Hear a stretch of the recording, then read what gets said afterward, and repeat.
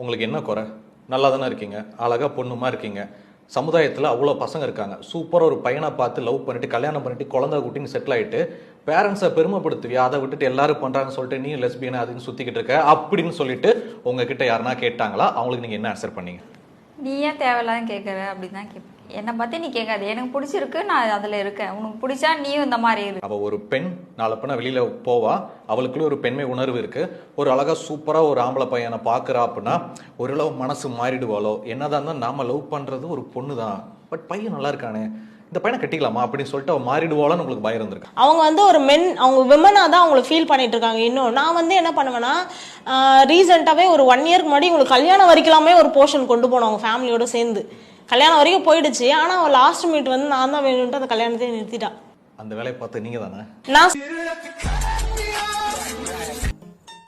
எல்லாத்தையும் கேட்டுட்டு யாரோ கேட்ட மாதிரி